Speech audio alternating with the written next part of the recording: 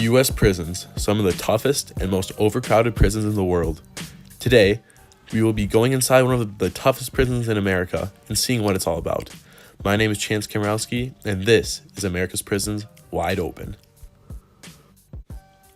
The U.S. prison system costs the United States government $80 billion a year.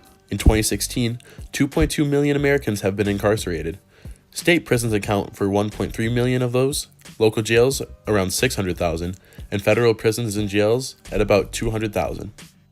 So how did it all get to be this way? Is this just the way it's going to be, or is there something that can be done to fix it?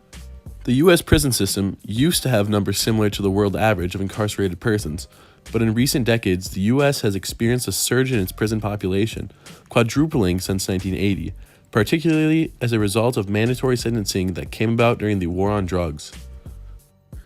The initiative includes a set of drug policies that are intended to discourage the production, distribution, and consumption of psychoactive drugs that the participating governments and the UN have made illegal.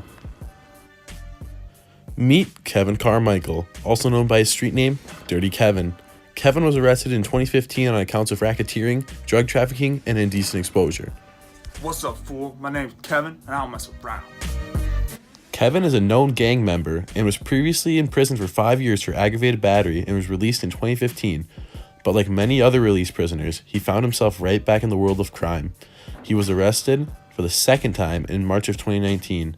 He is currently being held in Ventress Correctional Facility in Alabama. The United States has one of the highest recidivism rates in the world. According to the National Institute of Justice, within 3 years of release, about 2/3 of released prisoners were rearrested. Within 5 years of release, about 3/4 of released prisoners were rearrested. In comparison, Norway's incarceration rate is just 75 per 100,000 people, compared to 707 people for every 100,000 persons in the U.S., giving Norway one of the lowest recidivism rates in the world at 20%. We sat down with Kevin to get some insight on why the recidivism rate is so high in the U.S. Because the system makes us that way. The scary part of prisons has always been the violence, riots, stabbings, and stranglings. All of these occur in our prison systems.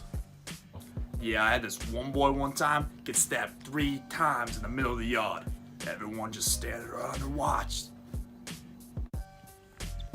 Even though prison fatalities are rare, they do occur.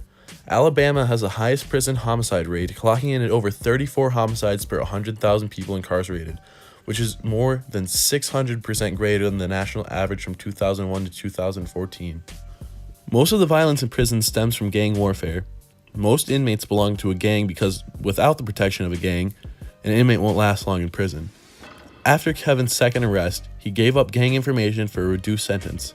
Because of this, Kevin has been kicked out of his gang and now fears for his life.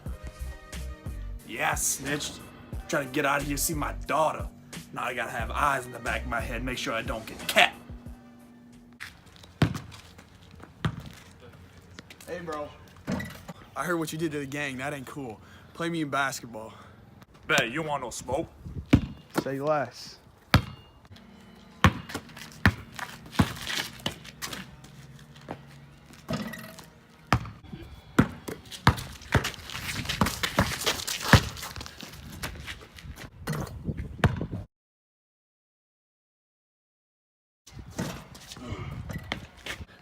You think you can disrespect me like that? Dunking on me, bro? What? No, bro, I'm just trying to see my daughter, man. Should have thought about that before you snitched on the gang, bro.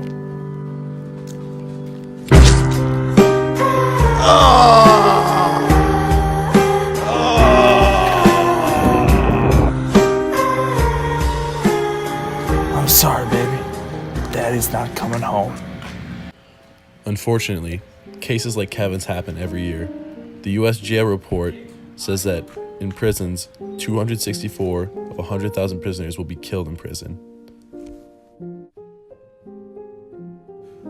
Now that you've gotten a look into the U.S. prison system, what would you change?